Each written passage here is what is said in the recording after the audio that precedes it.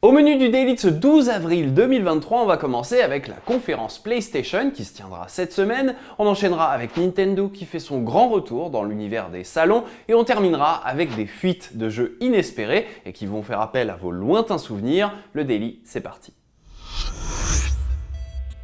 Vous le savez, les conférences PlayStation, c'est quasi toujours des gros morceaux. Bon, sauf en février 2023, au précédent State of Play donc, où c'était vraiment très oubliable. Il faut dire qu'au programme, il y avait du PSVR 2 et du Suicide Squad. Aujourd'hui, presque 2 mois se sont écoulés depuis ce fameux dernier direct, et de l'eau a coulé sous les ponts. Le PSVR 2 peine à convaincre, réalisant des chiffres 10 fois moins élevés que prévu, d'après les premiers retours non officiels. Une situation d'ailleurs catastrophique pour le casque de réalité virtuelle de Sony. Et puis cette précédente conférence, elle mettait aussi en avant Suicide Squad, qui immédiatement après la présentation a annoncé un report, probablement face au retour très mitigé de la part des joueurs. Donc bref, le State of Play de février était un peu cata et il est temps de gommer ça avec une nouvelle conférence. Alors comment on fait? Eh ben c'est simple, on met la max sur le gros jeu du catalogue qui débarquera cet été, Final Fantasy XVI. L'action RPG de Square Enix va s'offrir une présentation de 20 minutes cette semaine. La presse se tiendra ce jeudi 13 avril à 23h heure française et ce sera l'occasion de mettre un petit coup de com' sur le titre dont les dernières previews ont été diffusées il y a un mois. N'hésitez pas à aller checker nos impressions, on en a fait une vidéo YouTube complète. Sachez qu'aucun détail n'a été livré si ce n'est qu'on aura 20 minutes de nouveau gameplay sur le jeu et qu'aucun autre titre n'est annoncé au programme. Il y aura donc assez peu de place pour la surprise, le but étant ici d'affirmer la qualité du catalogue PS5 pour les mois à venir. On le rappelle, à l'horizon ne se profile pour l'instant que FF16 en juin et Spider-Man 2 supposément pour la fin d'année. Il y a donc un gros corridor vide dans le planning PS5 et on n'est pas à l'abri de voir poindre un PlayStation Showcase d'ici quelques semaines, lequel viendrait donc jalonner les mois à venir de nouvelles sorties. Est-ce que FF16 vous branche et vous intrigue? Est-ce que vous allez le prendre ou est-ce que vous attendez la presse de ce jeudi soir pour vous décider? Dites-nous tout ça dans les commentaires. Allez, un peu de découverte pour vous, ce que vous voyez là c'est The Explorator, enfin bref, un jeu dévoilé il y a peu au showcase ID at Xbox. C'est un Français qui développe ça, c'est prévu pour 2024 si tout se passe bien, et comme vous pouvez le voir, le style visuel est assez original. On appelle ça du line art, un genre de cel shading un peu particulier, et côté gameplay, The Explorator, ça ressemble à un bon vieux Doom-like bien vénère. Le côté onirique des environnements tranche pas mal avec la violence des affrontements, et rien que pour cette idée-là, ça mérite votre attention. Vous pouvez wishlist le jeu sur Steam, The Explorator, et son créateur est dispo sur Twitter si vous voulez lui poser des questions. Son arrobase c'est ravazsydney, et c'est toujours très cool de suivre des créateurs indépendants, d'autant plus qu'ils partagent souvent des tafs de confrères qui mettent en avant des innovations artistiques ou techniques. Perso, ça me donne toujours un peu envie de me replonger dans les moteurs de jeu, mais en attendant, passons à la seconde news du jour.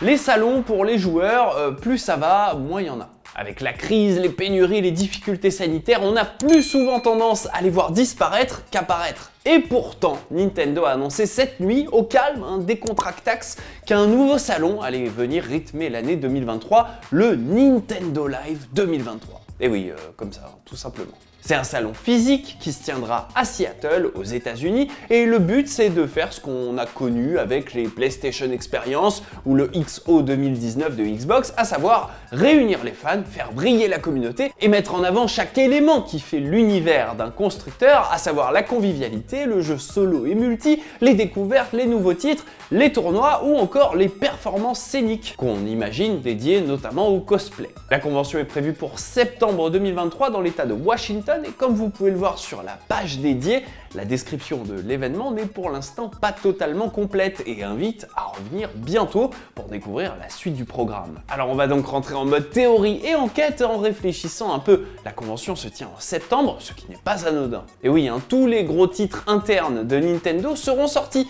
genre Pikmin 4, Zelda Tears of the Kingdom, et c'est à partir de septembre qu'on n'a plus trop de visibilité sur les prochains gros jeux. Et puis rappelez-vous, 2023 c'est une année spéciale, il devait y avoir un E3, mais en fait il n'y en a pas, ça a été annulé il y a quelques semaines, et donc juin n'est plus le gros rendez-vous de l'année. On imagine donc que Nintendo, s'il n'annonce pour l'instant rien pour juin, pourrait profiter du mois de septembre et de cette toute nouvelle convention pour y tenir une conférence d'annonce. Et si c'est un peu tiré des plans sur la comète, vous allez pas me dire que le nom du salon, Nintendo Live, ne serait pas idéal pour être le rendez-vous des annonces et de la communauté, un peu comme la BlitzCon, la PlayStation Experience, la QuakeCon et tout le reste. Bref, ça suffit pour les théories, mais je mise quand même un petit euro sur le fait qu'il y aura une conférence dédiée. Je risque pas grand chose. Dites-moi dans les commentaires ce que vous en attendez de cette nouvelle convention et si vous comptez vous y rendre.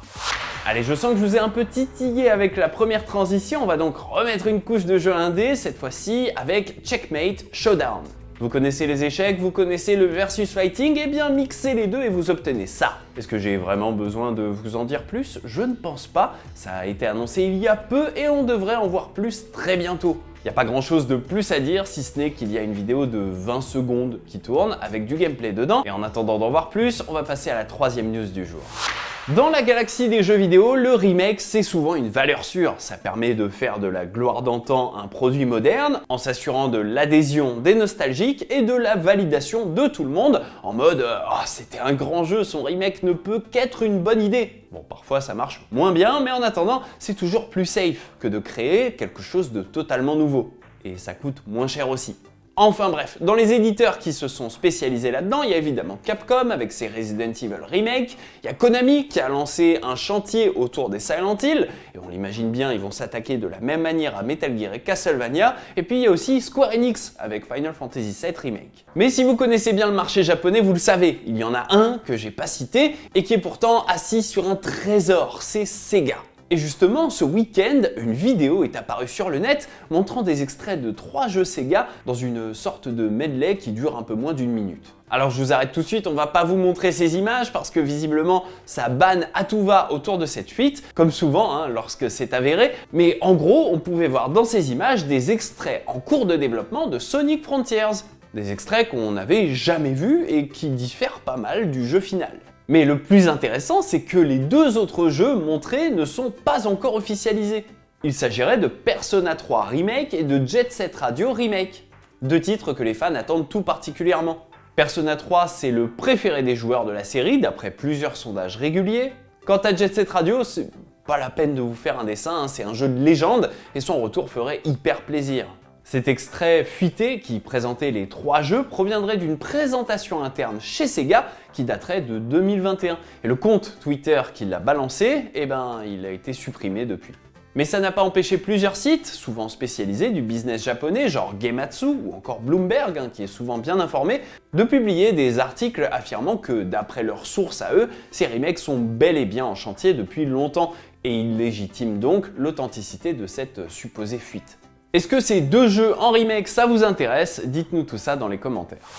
Comme d'habitude, on termine avec le sondage. Hier, FKZ vous demandait ce que vous pensiez du film Mario. Vous êtes 24% à le voir comme la meilleure adaptation ciné d'un jeu vidéo, 11% pensent qu'il y a eu mieux, 53% ne l'ont pas encore vu et 12% veulent un film Zelda. Nouveau délit, nouveau sondage et je vous demande aujourd'hui si vous attendez Final Fantasy XVI en amont de son State of Play dédié qui se tiendra jeudi. Vous pouvez me répondre oui, je l'attends à coup sûr, je vais quasiment le précommander, c'est certain. Vous pouvez me répondre pas forcément, j'attends de voir le State of Play histoire de me décider, ou alors vous êtes certain, ce jeu ne vous intéresse pas. Répondez dans la section communauté de la chaîne YouTube JV, le délit c'est fini, rendez-vous demain.